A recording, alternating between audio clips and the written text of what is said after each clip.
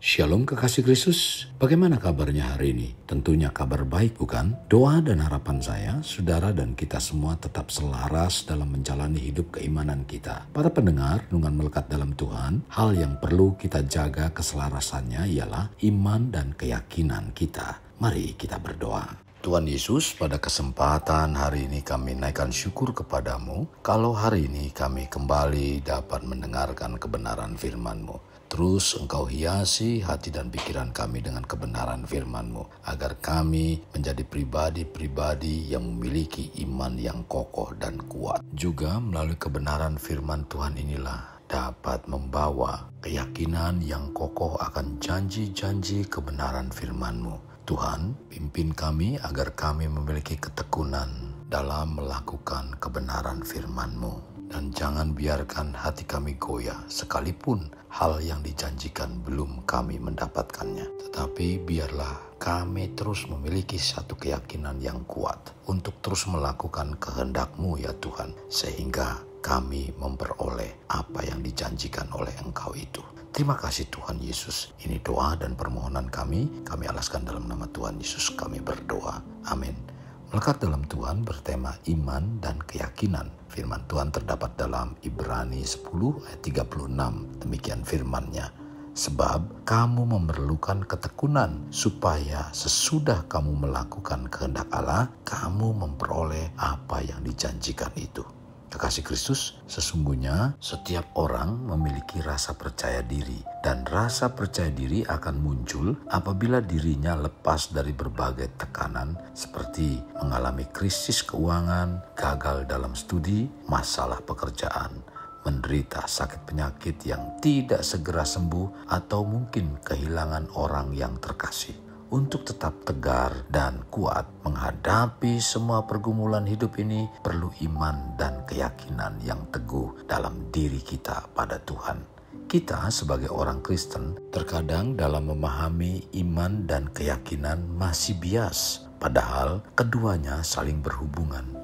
Iman adalah titik awal kehidupan kita sebagai seorang Kristen yang percaya kepada Yesus Kristus dan pengorbanannya di kayu salib untuk keselamatan. Tercatat dalam Yohanes 14 ayat 6.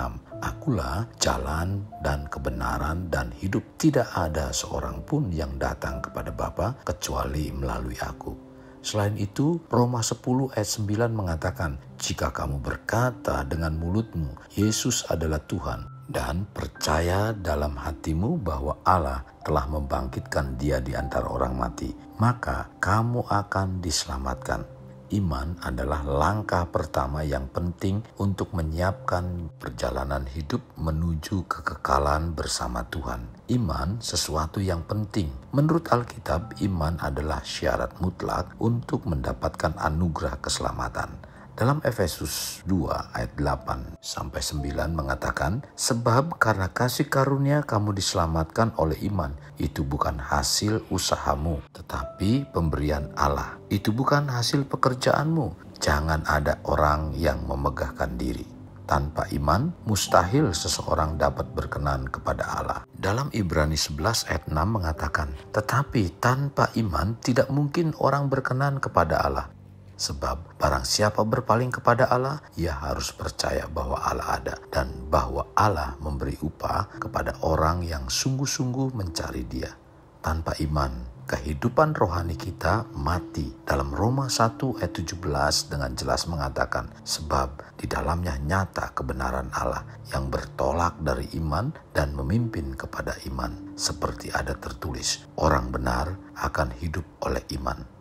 Dengan kata lain, tanpa iman kita tidak mungkin masuk surga. Bila kita memperhatikan bahwa iman adalah sarana yang menyelamatkan kita. Dalam Roma 10 ayat 9 mengatakan, sebab jika kamu mengaku dengan mulutmu bahwa Yesus adalah Tuhan dan percaya dalam hatimu bahwa Allah telah membangkitkan Dia di antara orang mati, maka kamu akan diselamatkan. Jadi bukan iman yang menyelamatkan kita, karena yang menyelamatkan kita adalah objek iman, yaitu Yesus Kristus. Iman hanyalah sarana penghubung atau jembatan memperoleh anugerah keselamatan dari Kristus. Jadi, Yesus Kristus harus menjadi objek iman itu sendiri. Barulah iman tersebut membawa kepada keselamatan. Kekasih Kristus, iman membutuhkan keyakinan. Karena bila kita memperkatakan apa yang Tuhan katakan dan mempercayai firman Tuhan, membutuhkan keyakinan terhadap Tuhan. Kita dalam mempercayai Tuhan mungkin terlihat sulit. Namun, mempercayai seseorang mungkinkah lebih mudah? Untuk memiliki dan menumbuhkan keyakinan dalam diri manusia, dan itu termasuk orang Kristen, membutuhkan sesuatu yang nyata. Dalam Alkitab penuh dengan contoh orang-orang yang menunjukkan keyakinan dan iman yang besar terhadap janji dan kemampuan Allah. Salah satu contoh paling terkenal adalah Daud, seorang gembala muda yang dengan percaya diri menghadapi raksasa Goliat hanya dengan umban dan beberapa batu. Keyakinan Daud bukan pada kemampuannya sendiri, melainkan pada kekuatan Tuhan. Tercatat dalam 1 Samuel 17 ayat 45.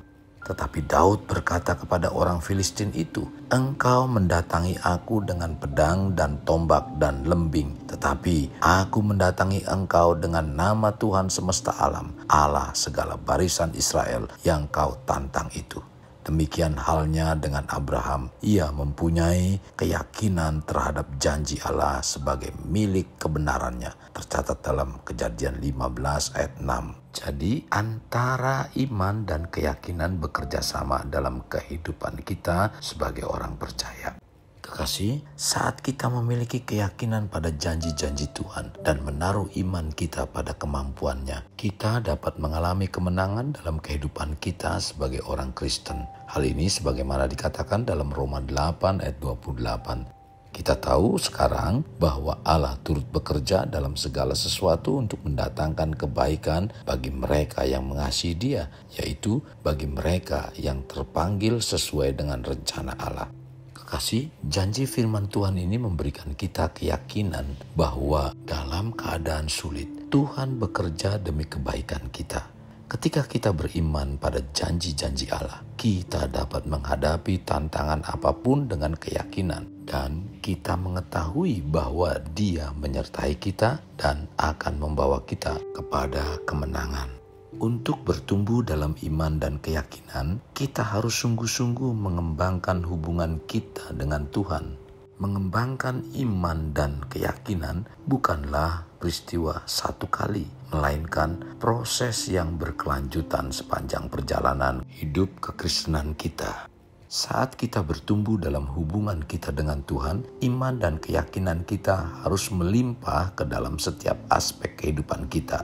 Jadi, untuk bertumbuh dalam iman dan keyakinan, kita harus memupuk diri kita dalam pengenalan akan Tuhan melalui perenungan, doa, dan melakukan prinsip-prinsip kebenaran firman Tuhan dalam kehidupan sehari-hari. Kekasih Kristus, mari kita alami terobosan hidup. Untuk mengalaminya, mulailah dengan mengenal prinsip-prinsip kerajaan Allah serta menjadi warga kerajaan. Mari kita berdoa. Tuhan Yesus, terima kasih buat hari ini di mana firman-Mu sangat memberkati kehidupan kami. Tuhan, kami bukan hanya sekedar mengerti tentang iman setiap apa yang dikatakan dalam kebenaran firman-Mu, melainkan hal itu harus diwujudkan dengan keyakinan yang penuh. Karena ketika kami tahu dan kami beriman tanpa disertai dengan keyakinan, maka kami tidak akan mendapatkan janji-janji seperti apa yang dikatakan dalam firman itu sendiri. Tuhan, bawa kami supaya menyeimbangkan atau menyelaraskan antara iman dan keyakinan dapat berjalan terus dalam kehidupan kami, sehingga firman yang kami imani dan yakini dapat menjadi satu kenyataan bagi hidup kami. Terima kasih Tuhan Yesus buat firman-Mu. Ini doa dan permohonan kami yang kami alaskan dalam nama Tuhan kami Yesus Kristus, kami berdoa. Amin. Kasih Kristus, mari kita akhiri dengan mengedahkan kedua tangan kita. Terimalah anugerah berkat dari Allah Bapa, kasih sayang daripada Yesus Kristus, dan persekutuan dengan Roh Kudus yang mencurahkan berkat secara rohani, berkat secara jasmani, dan berkat secara ekonomi, di mana berkat Abraham, berkat Ishak, berkat Yakub dicurahkan dan dilimpahkan dari saat sekarang sampai Maranatha tiba, dalam nama Tuhan Yesus. Amin. Sampai jumpa di renungan berikutnya. Tuhan Yesus memberkati. Jangan lupa like, share, dan subscribe.